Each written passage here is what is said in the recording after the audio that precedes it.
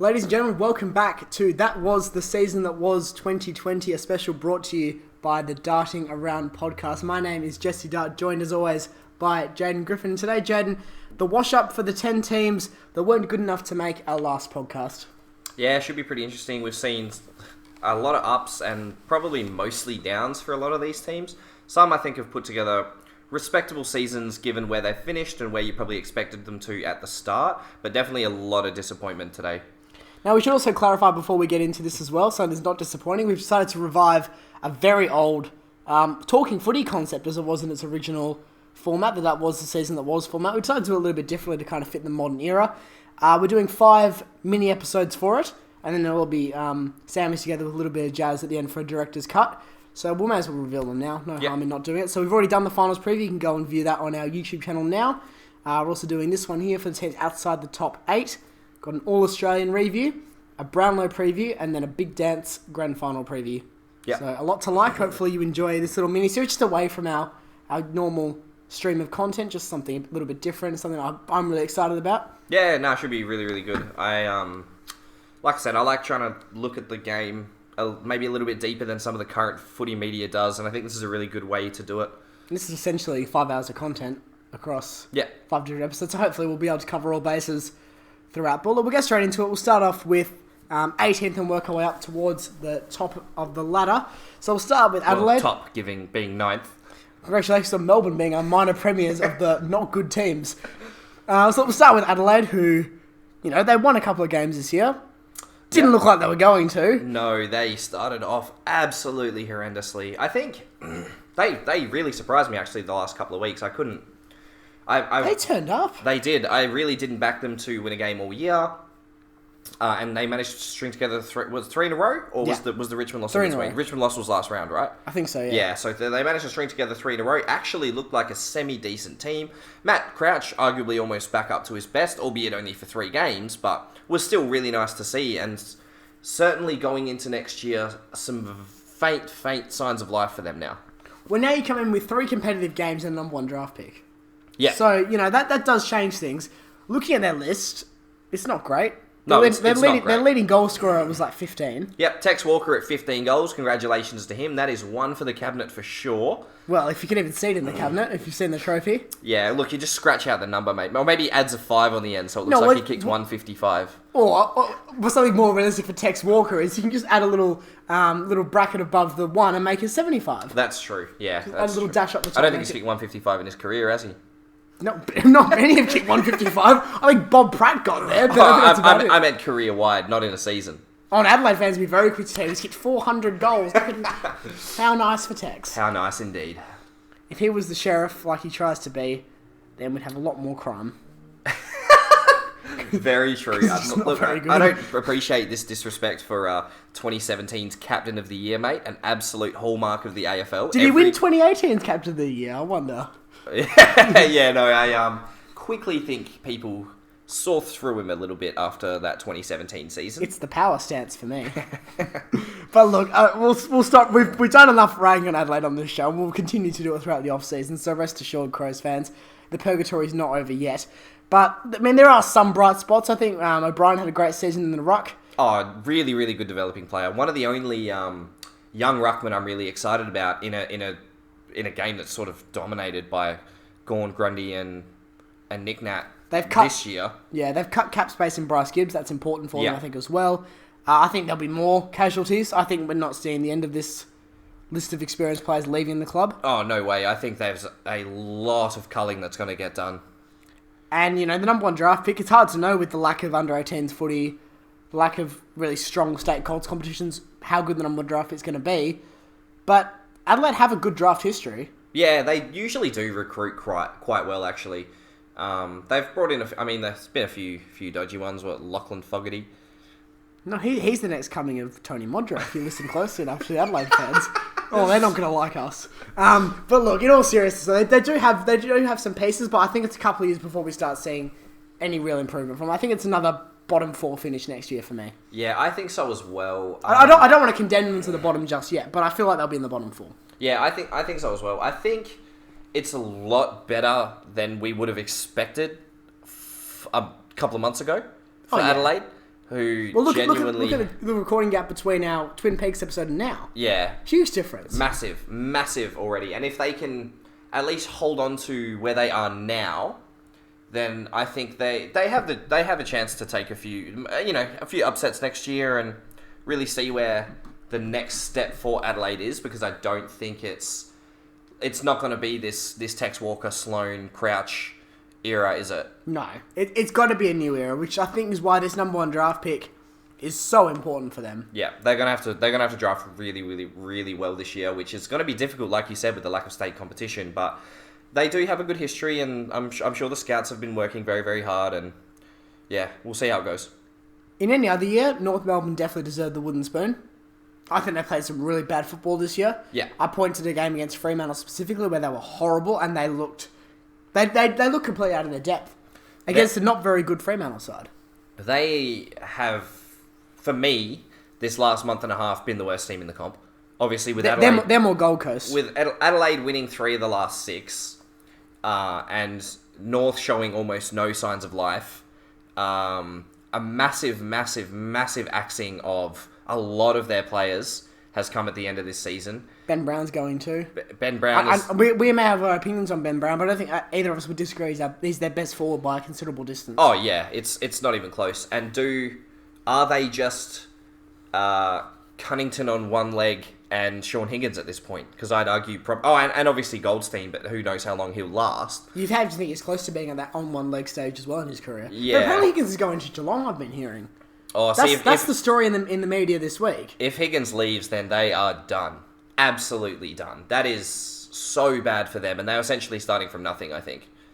The good thing is they're going to have a lot of cap space to probably spend on some third-rate midfielder and pay him $800K a year. And you already know Darcy Burton-Jones is getting $1 million a season to go there. Yeah. It's something about, like, above average but not great Port Adelaide players that just for some reason North Melbourne are just obsessed with. Yeah, they just go to North to die, don't they? They do. They really go to fatten up their wallets and then... It is, yeah. Yeah. It really is just this, look at this money opportunity. But look, one thing that concerns about North Melbourne is they haven't drafted well. Or traded well. Or signed well. That's been very good in That's general. why they've been so poor for so long. I think they've had nowhere near, I think, at least the last couple of years. Maybe this year's an exception, but most years their list isn't the worst. No. But man, do they perform badly. All the time. And then they always make massive big off-season signings, and you just think, why? Well, we spend the whole year getting promised Gaff and Dusty, and then we turn up with Jared Pollock. Yeah, exactly. Jasper Pittard, and it's like, okay. Yeah, Pollock. Aaron Hall. Yeah. He wears number 43. Actually, Aaron Hall's a weird anomaly, isn't he? Who, actually, I guess he's not an anomaly. I guess he's just another player that looks good in a very, very, very underwhelming Gold Coast outfit. He should look good at North then, but he's just not very good there. He should look good at North, but he just doesn't. And again, I think they have Higgins and Cunnington, so... That's nice. And they're just so far ahead of every other player at that club, I think. Besides Goldstein, but the ruck is a very different role. But yeah, they just have no depth and at least 6-7 players in their best 22 that would struggle to make a top 4 teams list. I didn't mention this with Matty Nix Adelaide because we touched on that in the Twin Peaks podcast, but is Shaw's job at North Melbourne safe? I mean, I would argue no. I don't think it should be. They're axing half the team. And if they decide to sign him on... It looks like to me they're backing the coach. If you get rid of this amount of players, you're saying the statement of intent is right.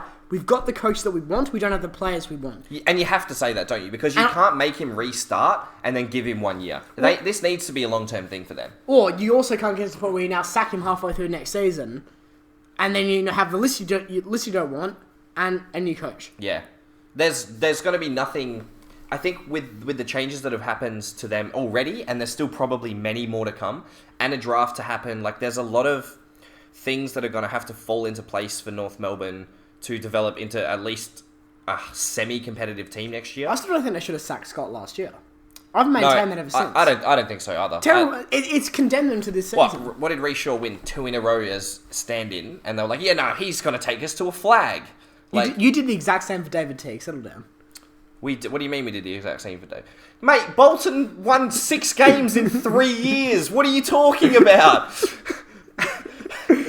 Don't ever compare Bolton to either one of the Scott brothers, okay? Bolton, there should never be anywhere near a head coaching role. The man tell you to sit in a circle and sing Kumbaya, and that is his best training technique. He sat there talking about green shoots for 3 years when I watched 22-year-old players like Paddy Dow who are scared of the football. There is no comparison with that. Do not come at me with this piss-weak argument, mate. Move on. So, as I was saying, Reece Shaw coming in Yeah. probably deserves a bit more backing. I think so, yeah. Well, you have to. Like, You can't stack half the list without backing him. exactly. And like I said, there's a draft, there's preseason. This has to now turn into Shaw's vision of a team. And if they're going to turn around and sack him mid-year, it's a terrible move. They may as well bring in a new coach now and let him form the team that he wants, because no one likes coming in on a half-finished project, realistically. No. You'd rather start from nothing. I completely agree. So that's North covered. We're Sydney the disappointments of the season. I think it's out of our next two, isn't it? I could argue one further up the ladder, but I think the next two we're going to talk about. Maybe it's the nostalgia goggles for me, but Sydney are better than 16th, aren't they? Yeah, I would certainly think so. On paper, their list isn't awful. It's not great. They're probably not a top 8 team. No, you wouldn't say top 8, but you also wouldn't say 16. If they had a freak season, they could have probably pulled off like a Saints, where if they play at their peak all year, they can scrape the 8. But yeah, I wouldn't have picked them for the 8, but I certainly, like you said, wouldn't have picked them at 16th. They have a very good coaching staff, pretty good list all rounds. They've had a pretty winning-y culture for a big part of the turn of the century at least. Probably they've had a few rough years in the last, but I think a big part of that is what a quarter of their salaries tied up into the Buddy, who's not even playing. Yeah, exactly. And as much as I'd love for him to get his 1,000 goals, I think he deserves it. He's been a hallmark of the modern game. Yeah, I agree with that. But you'd have to move him on if you're Sydney. If his body's not going to get right in this preseason, that's a big call. Do you really think he's going to be worth his $1 million a year to play 5 games a year? Not if he plays 5 games a year, but he's had this is essentially a write-off. Fair enough. Yeah. How many did he play last year? Not even 10, right? Yeah, not many. That's what I mean. He's probably had 22 games in his last 3 years total. It's not enough for a player on that kind of salary. If he's willing to take a massive pay cut, fair. If he's not, or depending on his contract, I'm not too 100% sure on all the specifics, but you can't tie up that much money in a man that's just not performing. And it's not that he's not performing because he's not good. He's not performing because he's not there. In a way, that's worse. The one thing I will say is that I actually don't mind them keeping him, purely because the second he will go, and Sydney have done this for many years now, including both before our times, is they will bring in a superstar of the competition, like they did with Lockett, like they did with Barry Hall, like they've done with Buddy. They might end up bringing in, though, potentially one of the King brothers if they turn out to be alright, and they don't listen to me every week rag on them about being too skinny. They might bring in, any number of these developing forwards. There could be anything. So I'm not actually too concerned about that. And Sydney are one of those clubs where they will naturally bounce back, like West Coast do. They will naturally bounce back. So I'm not concerned about Buddy being on the contract because I think now he's probably, even if he plays 10 games next year, which even might be a stretch given the way he's been going lately, that's realistically going to be at least 25, 30 goals. No reason. Yeah. That add 30 goals into that Sydney team, they finish 11th? Add in natural progression of their younger list, maybe they do a St Kilda next year and sneak the finals. So, is your main issue for not releasing Buddy the fact that they can finish 11th next year, and probably without Buddy they finish much lower, or is it that there's no prime forward for them to pick up right now? If Tom Lynch is a free agent.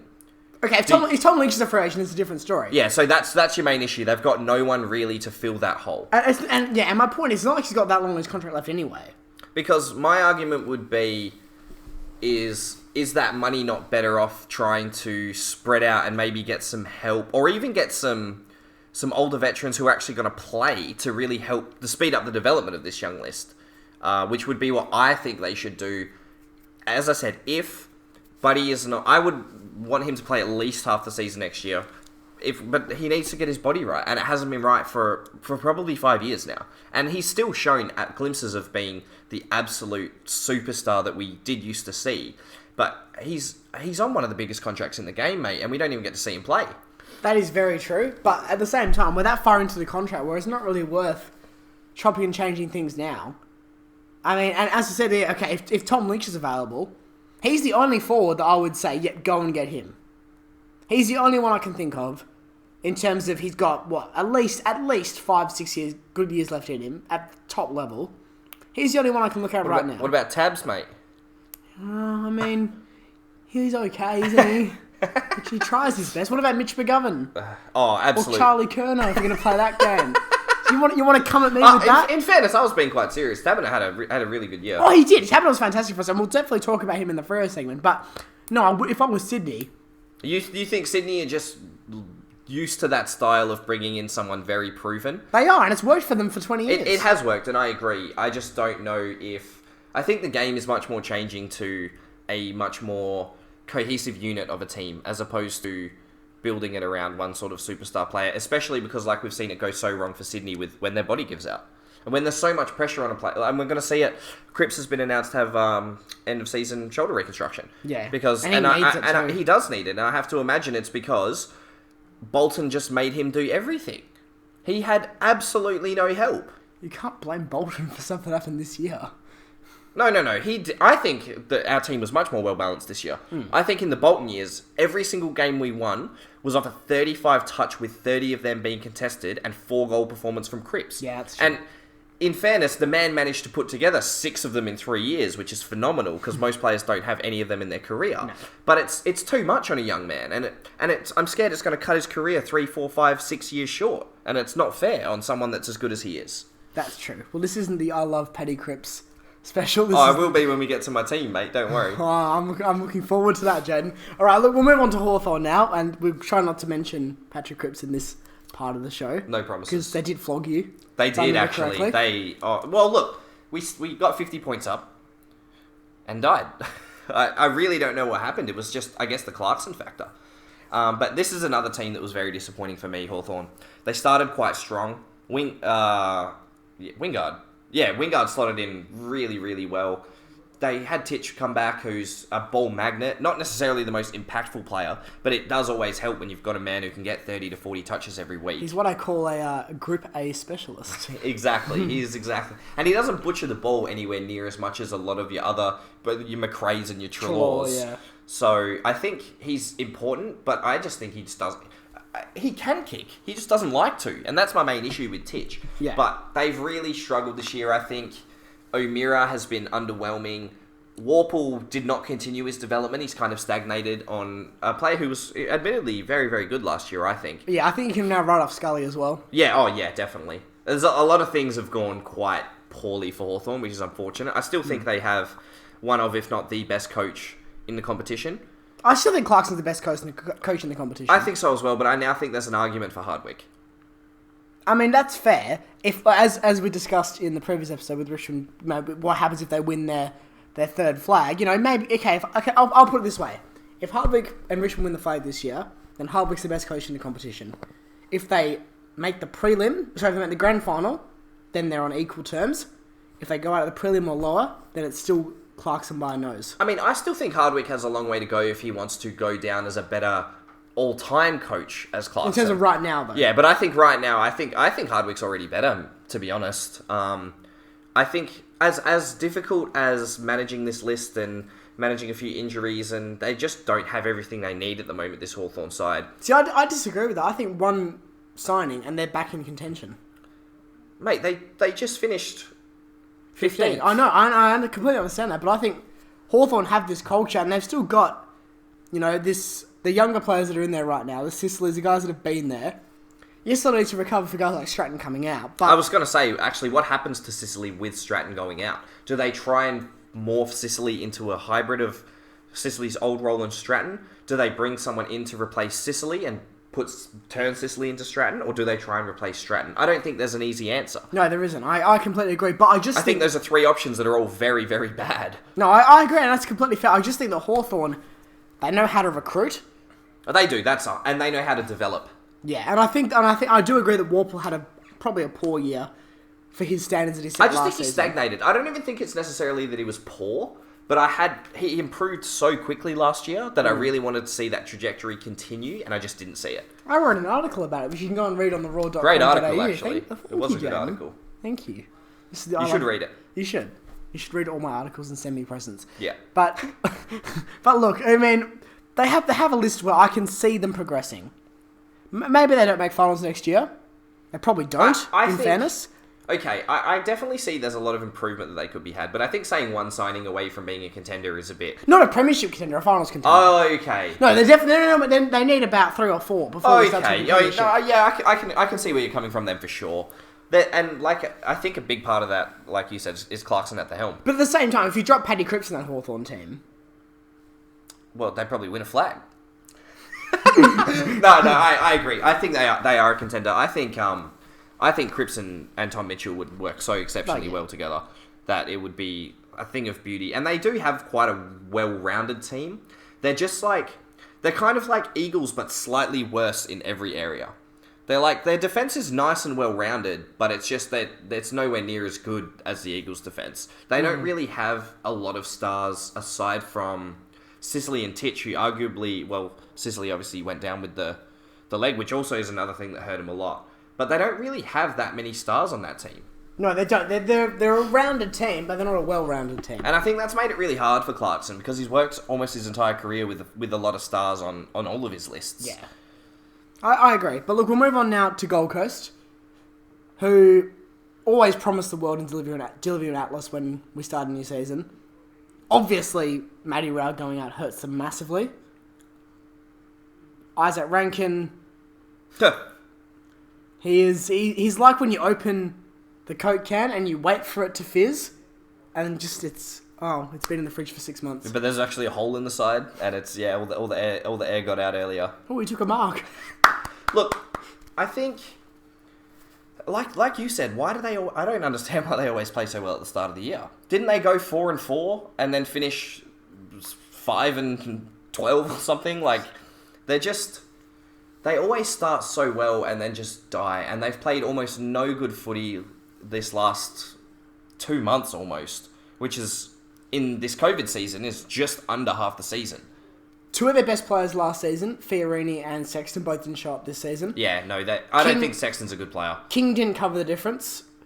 Rao was supposed to cover the difference for Fiorini, wasn't able to from injury, not his fault.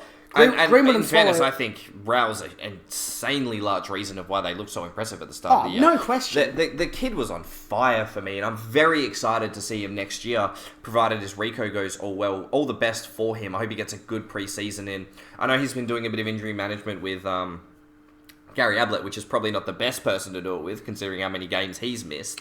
But, I mean, Gadge has obviously had his fair share of shoulder recos. This really is the sarcastic podcast edition, isn't it? Well, he's still going to go down as one of the greatest I've ever seen play, regardless of all the time he's missed from injuries. So no question. Hopefully, yeah, Rao's learnt a lot and really got his head right, I think, because that's what I'm worried about when you go through such a serious injury as a young player. It's not the physical effect it's going to have, it's the mental. If he decides not to tackle as hard, or he's a bit scared to cop the hit or something like that, it could really affect his game style, because he's a very strong body and he loves to play that inside role. And I think that's something Gold Coast have so desperately needed for so long, because, Swallow.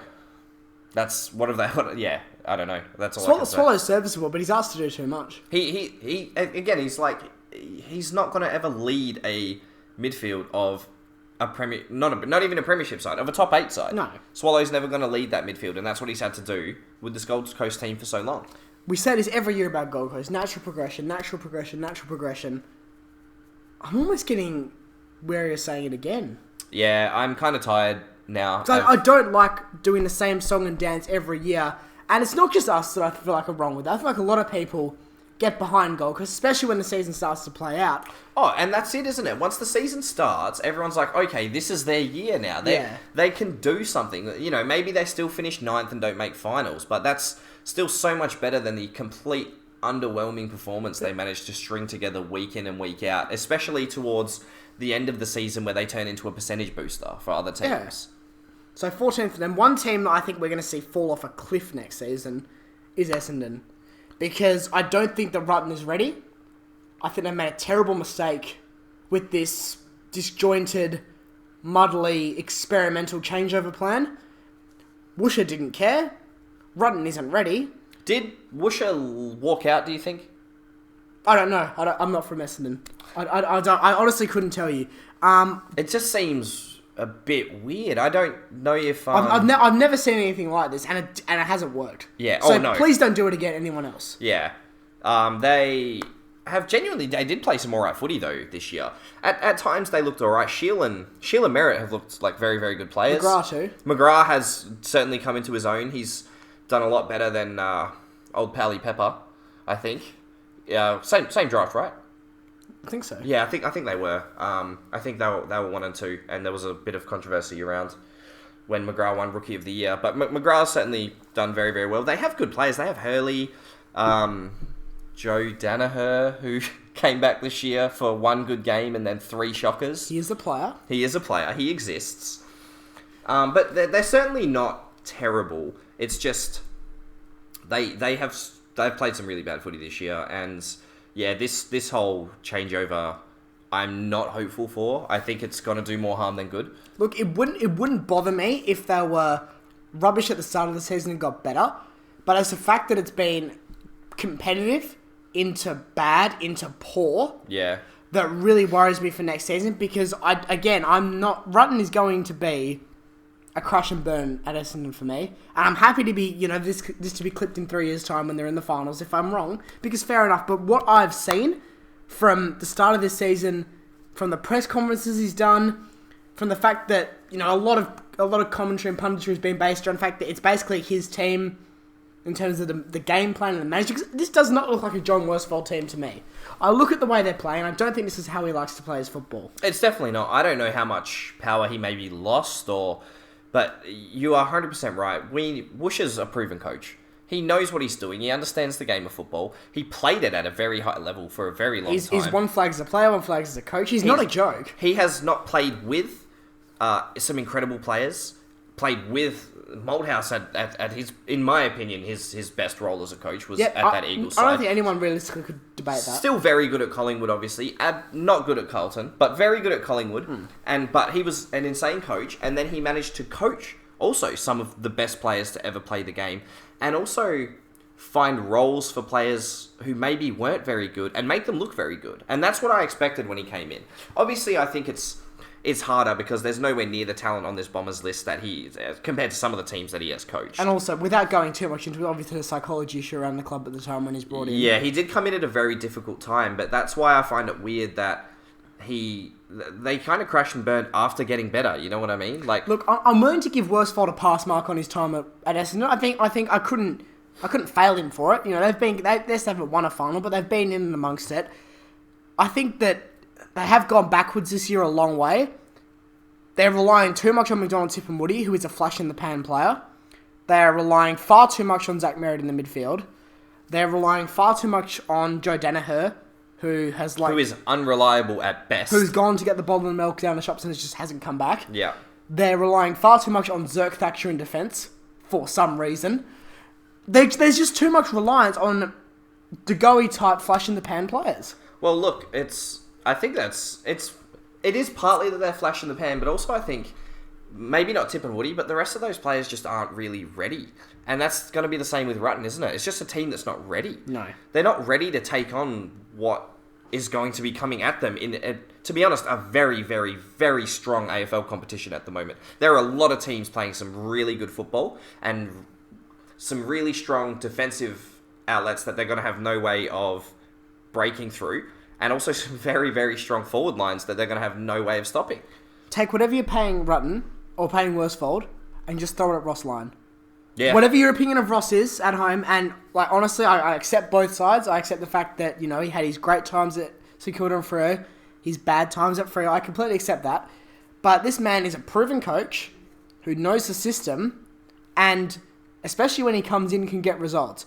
I'd much rather see Ross Lyon in a team that has some pieces and needs a chance to build than a team where one of the coach is the pieces that need to be built. Look, I'm going to be honest. I think this is Essendon's start to the Bolton era Carlton, because I think it's a similar thing. Obviously, there wasn't the psychology problem at Carlton when Bolton came in. It was actually quite the opposite. Everyone was really hopeful. Everyone was telling me it was going to be the new era, and he just wasn't ready. He wasn't ready at the top level of the game. The team wasn't ready, and it was awful. Like I said, it was 6 wins across something stupid like 60-win period or something, and I think this is Essendon's time for that. Essendon should know better than this. I only need to go back 13 years to point out this exact example again. Sheedy retires, Matty Knights comes in, Matty Knights disappoints, fizzes out, that Essendon spend their seasons non-competing, Herd comes in to rescue the team, everything happens. Yeah. We come to this. Saga. I think the Knights I think Knights was unlucky. I think Knights deserved a second chance in the system. And I think he only went because it was Herd, wasn't it? Because Yeah, it Herd was was. such a club legend. And I think Knights is genuinely one of the hard luck stories of the 21st century in the AFL so far. But I would argue that we're Justin seeing a Leppich. similar situation. Oh, he was bad. He was bad. I forgot that. Anyway, sorry, continue. Yeah, so to my point though is that we've seen this before. Okay, yes, Sheedy's a better coach than Walsh. I don't think anyone's going to argue that. But is Rutten going to be better than Knights at the respective round one of their starting point? I would argue you're not getting that guarantee.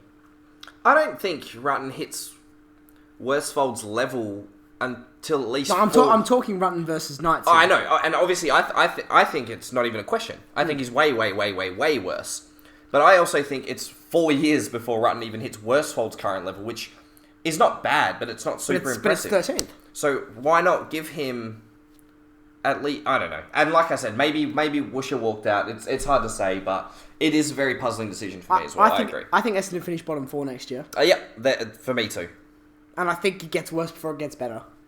Much worse. I think they're a spoon contender next year. I think Merritt goes. Oh, I Merritt to think North? he does. Well, no, because it's North. I think Merritt goes somewhere, potentially a Hawthorn, potentially he's their rebuild player, potentially, Geelong always seem to churn out players. I can't see him going to Collingwood or Carlton. You can't see him going to North on a big salary? North have a lot of cap space. They do, but surely he values his career and decency better than that. Maybe, We'll see. He has really bad hair. He needs to afford a haircut. Maybe Merritt's the one that goes to Sydney when Buddy goes. Oh, that could happen. Just a thought there. And JPK will be out soon too. So Parker. there'll be a lot of disposals in that midfield that they're gonna, because Parker and JPK have pretty much been the Batman and Robin. Well, I guess the Robin and Robin of that midfield for as long as it's been. Not that they're bad, but they take turns in being the lead, I guess. They're two Scotty Pippins without a Michael Jordan. Exactly. That's actually an amazing way of putting it. They are two Scotty Pippins, and that's not a knock on Scotty Pippen. He's still... No, it's not a knock at anyone in this conversation. He was an amazing player, and like JPK and Lukey Parker are both amazing players, but there's going to be some shoes to fill at that club, and I would like to see Merritt go there. It depends if he wants to stay in Victoria. He's a Vic boy, right? Yeah. Merritt goes. I think Daniher has common knowledge now that he wants to go. I don't think there's any question that he wants to leave the club. So he wants to play the twos somewhere, I guess. Because Yeah, I don't think any of the pucker club pies on the bench. I don't think any club that he wants to go to, he makes their starting team. That's my issue. Like, sure, if you want to leave Essendon, that's fine, but realistically, let's say he goes to Sydney. Yeah. Without Buddy, he probably plays. Yeah, but that's... Okay, is that a team he wants to go to? Does he That was also... the rumour for many years. Oh, okay. I guess that makes sense. He's been linked with Sydney for about 2 seasons now. Okay, yeah, no, I guess that makes sense. He could definitely go to Sydney. And it definitely fits Sydney's profile of recruiting every key forward under the sun with a pulse. Then he can finish 16th instead of 13th. Well, he'll finish 17th with Essendon next year. True. Yeah. True. But look, that's just my thoughts on Essendon. I'd love to get some Bombers fans' comments, civil comments in the chat, just see kind of where you guys see your club at. But for me, I see a lot of pain coming Me up. too. Yeah, like you said. That Geelong game was bad. It gets worse before it gets better as well. Yeah, I agree. All right, we'll move on now to, I guess, our little special part of the podcast. Fremantle, look, honestly, after the start of the season, I would have taken left pinky to get 12th spot. Really happy with the season, to be honest.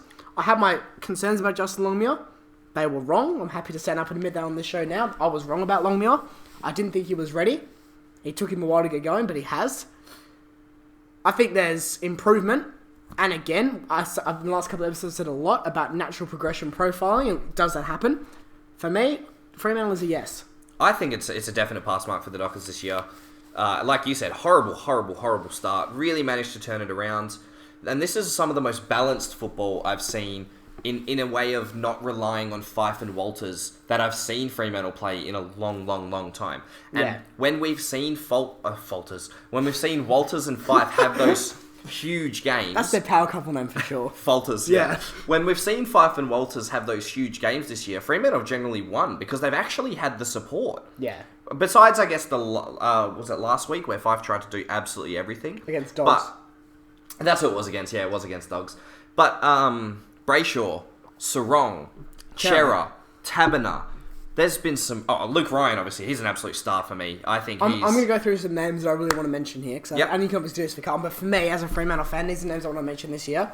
Obviously Fife, obviously Walters, obviously Tabiner, obviously Luke Ryan. Then I want to talk about Brennan Cox, fantastic season. Chera, brilliant. Brayshaw and Chera arguably saved their careers this year. I think Brayshaw was absolutely phenomenal. I think he probably fizzled a little bit at the end of the season, but man, did he put up some absolutely ripper games during the middle of the year and absolutely stepped up to take control of that midfield when Fife was out. Sarong could be anything. Lockie Schultz has gone way under the radar for me. He's been fantastic. He's essentially sacked Matera by himself. Yeah, fair enough. I think... Fair enough too. Matera's time was done. Oh yeah, there's no question. But there were still some Freo fans who were really upset about that. About Matera getting delisted. And I think Freo fans just like to get upset, mate. Well, we do a good job at it. I should have seen the comments on one of my Fremantle articles. They weren't too happy. I'm sure they weren't. I called Hogan a flop. They didn't like that. I think it's probably not harsh enough. And that's a question for me, actually. With Taberner's current form, does Hogan even have a spot in that squad? I'm really hoping that little 4-goal game where one was a 50-metre penalty, one was a free kick, and one was over the back was just fantastic trade bait, and then we can con Sydney into paying $500K for him. Yeah, because I just don't see how you can want a player who's that... He's not that he's really struggled with injuries, but he's just so unreliable mentally, and then also on the field. People that know me know my issues with Jesse Hogan. I speak about it at length. I'll probably end up doing an episode about him exclusively, where you just sit there and listen to me whinge for an hour. Available on iTunes and Spotify. But, look, in all seriousness, though, we definitely improved. I think there's still a lot to go. Players like Hogan need to either step up or go. Same with Rory Lobb for me. Oh, yeah. I think he's been a disappointment. I think that Aish had a great year. Akers probably gets a pass mark in the end. He did have a good finish to the season. But again, we'll need to probably step another level. Geez, the quality really drops as you get further down the list, doesn't it? With these lower bottom 8 teams, well, bottom 10 teams. As you continue, you talk about them at the top, and obviously your Fifes, your Walters, they're as good as any other team's best 2 players. Yeah. But then that's where we're really seeing the difference now, is we're trying to name anyone more than the 10th players. When you get down to the 18 to bench players, essentially. And I watch these guys every week. Yeah, well, mate, I'm a Blue supporter. I feel your pain. Yeah, which is why we'll come now to Carlton. No, but just quickly, I do think Dockers showed some real improvement this year, and I think they can be a contender next year if they keep this trajectory up and just have a better start of the year. Someone in this group of 4 is replacing St Kilda in the finals next year. Yeah, and I don't think it's GWS. That's fair. So look, we'll come to Carlton now. I'll let you take court here. What's your assessment of the season? Poor finish. Look, I love Tiggy to bits. Watched him as a player. Thought he was great. Would have taken anyone over Bolton. I think like I said, Bolton was not ready. I think he's a terrible coach. I don't think he understood the first thing about the game of football, to be honest. I think I would have done a better job. I think he didn't understand. He didn't understand zone defenses or man-on-man defences. Those are the only 2 types of defences, Jesse. No, there's standing off your opponent and letting them score goals. Oh yeah, the Liam Jones special. That's throwing the ball to Eddie in the forward line, isn't it? Yeah, exactly.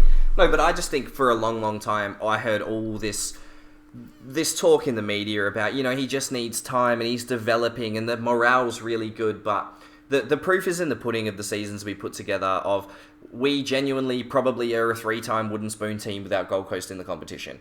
Across Bolton's time as coach. Yeah. It was bad. We put up horrible performances week in and week out. It took an absolutely Superman performance from Cripps to even be competitive, let alone win a game. We didn't have any clutch factor, and we were bad. And this year, we weren't excellent, but we certainly had some performances. We had the clutch factor. We managed to snuff you guys off an absolutely amazing set shot from Nunes. We managed to beat Geelong off an incredible chase down tackle from Eddie on the siren in the middle of the ground. We showed some real heart and want to win under Teague. And I've also seen a lot more passion from Teague than I ever saw from Bolton. That's fair. I'll happily acknowledge that. We saw the locker room talk. Teague absolutely spat it at the boys. He did. And I think that was well deserved. And we came out, we didn't win the game, but we came out and we played better footy. And that's what this team needs. And I really I thought Walsh's start of the season was terrible. Mm-hmm. And then I thought he's really stepped up at the back end of the season. Wiedering was incredible this year. I think if we can manage to get Marchbank fit next year, our defensive outfit is actually looking not too bad. Yep. And if we can get Curnow right next year, in the forward we're actually not looking too bad. But you've got to replace Cade Simpson. That's very, very true. And I think Marchbank can do that, probably not to the same extent. I would have loved to have seen Simo play another year. I really hope he wasn't forced out. But the commentary around, especially the way he was framed, it sounded like he was. I know, and that really disappoints me in the same way that I'm disappointed that Daisy Thomas was forced out. Because this heart in the players, that pure just wanting to win at any cost, is what this team so desperately needs and what 2 players had and no longer... They didn't get renewals of contracts. And for me, that's disgusting, especially Cade Simpson, who I would have absolutely loved to play 400 games. Probably a bit unrealistic, but I would have loved... I don't agree it's unrealistic. I think he could have gone. I think he could have played on.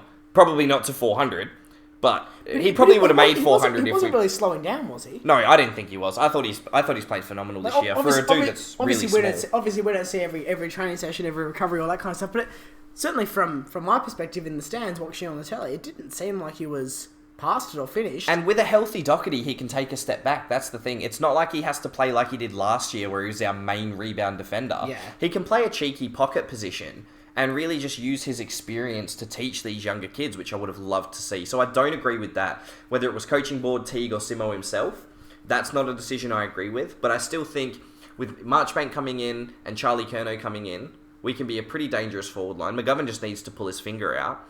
And then if Walsh continues and Cripps' shoulder Rico goes well, look, we can push for the finals.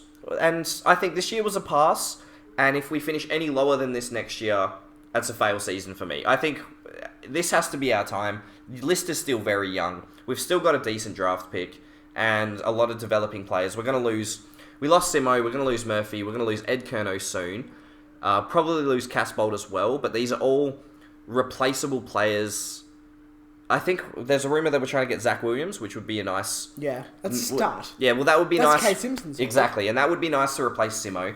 And then you just need a gritty midfielder for Curnow. You need a average outside midfielder to replace Murphy. I don't think you can replace his experience, but I just also don't think he commands himself as well as most other veterans do. No, Still love him to bits. I've loved him ever since he was drafted, but I think the game has left him behind a little bit in his later years. And Levi Casbolt, you just need any full forward that can miss a set shot.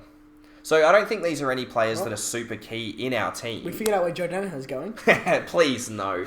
I can't take it anymore. I can't take 65 games of kicking 7 goals, 11 every friggin' week. But no, I think hopefully we're going to do a little bit better. I loved what Teague's done. I think, yeah, hopefully we continue to go up. I give our season a pass as well, same as I did to Dockers. Yeah, that's fair. I can't fault that either. As we echoed, I was disappointed about Simpson. Cruiser obviously sad, but he was finished. Oh yeah, see, I forgot to mention Cruiser purely because I just never see the bloke play anymore, unfortunately. Pitney and DeConning both had their chance to really step up next season, but we'll see how it goes. GWS, well, this is not a team I thought we'd be discussing in this part of the podcast. No, before the year I would have had them as not a top 4 lock, but certainly pushing for one of those top 4 spots given the list that they've got. And we have spoken about them quite extensively on a couple of episodes. So we probably won't go too deep into them, but man, what a horrible year for them. Are they the only team in this list, apart from realistic Adelaide's their last, that gets an F? I think so, yeah. This is an absolutely dismal performance. To not even make finals with one of the best lists in the competition, for me, like an absolutely dominant midfield, the man who won the Coleman last year, and then Phil Davis next to a really, really strong developing Nick Haynes. An All-Australian. They're not weak at all in any point around the ground. I don't understand how they continue to get exposed week in and week out. And why are they dropping their captain randomly? Like, why is Cornelio missing games? Is this club falling apart internally? Yes, and Leon Cameron has to go. I agree. I don't think there's any reason that you would keep him, given I was on the fence before the whole Cornelio stuff. I think that's really tipped me the other way. You could see, it's shot Cornelio's confidence. It's put a lot of senior players with an unnecessary target on their back. Yes, they've been disappointing this season, but so is Cameron's coaching tactics. So definitely, and there's what? At least 15 other blokes you drop before Cornelio? Yeah. At least. If he's might even be the most important player on that team because he's one of the boys that gets out and about when they're getting smashed. And that's what you need in a team that's underperforming. Yeah. You need someone that's really going to step up when you're getting pumped. And I'm sorry, but that's not your Jeremy Cameron and that's not your Toby Green. As good as both of those players are, they're confidence-based players. And form-based players. And if they're getting pumped, they're going to do nothing and they're going to disappear. So that's why you need someone like Cornelio to really raise everyone's morale. And to drop him, for me, was just absolutely ludicrous. It was blasphemy. It really was. Because you can't be... You can't be doing that for the psychology. And I do talk about psychology quite a bit in this podcast. Cause I think it's a very, very important part of the modern game. And we've just seen there is that a coach has tried to send a strong message, but it really has blown up in his face. I think Cameron goes. I think whether he does or not, I think he has to go. He's probably the one coach in this list where I would say he needs to leave this club right now. Maybe the next guy we're going to talk about as well. But definitely Cameron for me. Obviously unlucky not to have won a flag. Probably gets a job somewhere else, maybe at a North Melbourne. Oh, I would hope not. If he can't do anything with one of the most talented lists in the comp, what is he going to... And, okay, actually, maybe I retract that point. In fairness, he built a very good list. He did. And he built a very good system. It just, for some reason, fell apart this year. So maybe he can just only coach bad teams, and he just gets jitters when he actually has all the pieces he needs to win a flag, because I really can't understand what's happened this year with GWS, with how much talent and how young they are still too. There is very, very few players on that list who are coming up to retirement age. They're all still, most of them are hitting their prime, I'd say. Yeah, absolutely, no question. Yeah, they've so they could bounce back next year on that point, but I don't think it's with Cameron. Not you're after right. that. I don't think it's with Leon Cameron. No, and the last club we need to talk about here. I'm scared. Every time I think of 2018 with this Melbourne side, and I think they were so good. They were incredible. And now they're awful. I don't know if awful's the right word, but... They play some bad football. They do play some really bad football. They're certainly not good. And, like, a lot of their good performances, if you can call them that, come off Freak Gorn, Freak Oliver... Petrarca. And Petrarca this year, certainly, yeah. Those... And in 2018, it was Brayshaw, but yeah. That comes off those freak performances. It just... They don't string together very, very well. They still play Sam Wiedemann. Like, there's only so much you can do with a key forward whose name is Wiedemann. And the bad picker as well. Yeah, exactly. Like, there's so many players in that 22 that just aren't good. And also, I think, don't necessarily give their 100% because they know their spot's safe. Yeah. Like, I've been up and down with Trent Rivers this year. I think overall he's been quite good. Now, see, I won't have this because Rivers is from Estramanou, so you need to watch your statements about him and Luke Jackson very carefully. Go. Look, I don't rate Luke Jackson at all. But I think Rivers is serviceable for what he is. He's a first-year player. It's weird to see his best game of the year when he went forward as someone who was generally playing a wing... halfback flank to winger role. I think when he went forward, it was his best game of the year by far. I agree with that. I didn't feel like he was playing for his spot, which upsets me when I genuinely saw him have some very, very poor games. And it looked like he still knew he was coming back week in and week out. Melbourne don't even look that sad when they lose, which is weird to me. No, they don't. There's not a lot of care factor. That's another reason why I think that... I said before that Cameron has to go. I wouldn't be disappointed if Goodwin went. No, I wouldn't either. I think his time's probably done. obviously had the lightning in a bottle season in 2018. They've played some really, really good footy since then, but they've also played some really, really poor footy. But we're seeing this a lot. There's the traditionally smaller Victorian clubs having one lightning in the bottle season. 16 it was obviously the Bulldogs. We've seen Melbourne in 2018 do it. St Kilda this year do it. It's weird. It is weird. And I think it's probably just that belief. North in 2013. I think it comes down to a lot of what you were saying about psychology and how important that is now in the modern game. If you believe that you can win, it probably triples your chances of actually winning the game. And that was massive for the Western Bulldogs team in 2016. Yeah, absolutely. Week in and week out, you knew they went out there believing that they could win. And then they just won a lot. Yeah, they won when it mattered. Well, I'm going to wrap things up here with a yes or no for every coach in this list. So yes or no, should they keep the job into 2021? Matty Nix, yes or no? No. Reece Shaw, yes or no? He has to. With the North sackings, as I said, he has to. John Longmire, yes or no? Yes. Alistair Clarkson, yes or no? Yes. Stewie Dew, yes or no? No. Don't reckon? I think he's had long enough now at Gold Coast, and I don't think there's been enough for me. Like you said, I'm sick of this same conversation we have every year with Gold Coast of, oh no, they're improving, they've won a couple of games, when I'm pretty sure 85% of their wins the last 5 years have come in the first 5 rounds. Yeah, that's reasonable. Ben Rutten. I mean, yes, he just got the job. It's not too late to fix a mistake.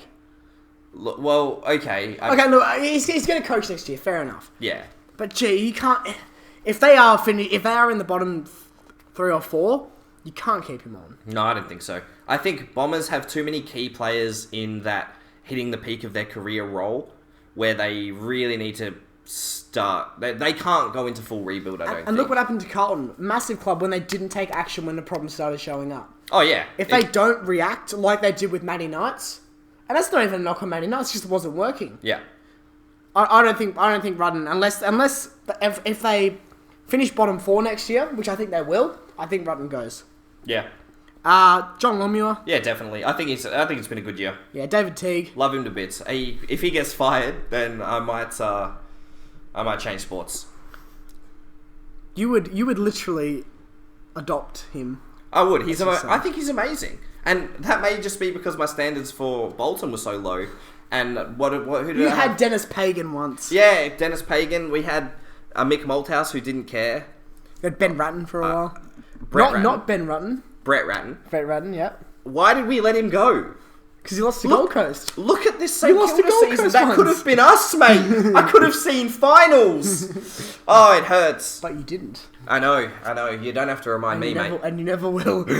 Honestly, it's Carlton finals purgatory. At this point, I wouldn't be even surprised. But no, I think Teague and Longmuir were the two safest. Yeah, probably Clarkson. And probably Clarkson. Yeah. Leon Cameron. No. And Simon Goodwin. For me, no. I agree with that. I think we're actually... The one I'm willing to give due half a season to Gold Coast next year. That's probably the only key difference we have. Yeah, maybe see what he can do with Raul back. Yeah. I'd like to see... Because he has been hyped up as this great developmental type coach. So I want to see what he can do. Which is funny considering the comments we heard from the Richmond Football Club when they brought Lynch over. Of how underdeveloped Lynch was as a forward. But you're right. People do vouch for him. And he was...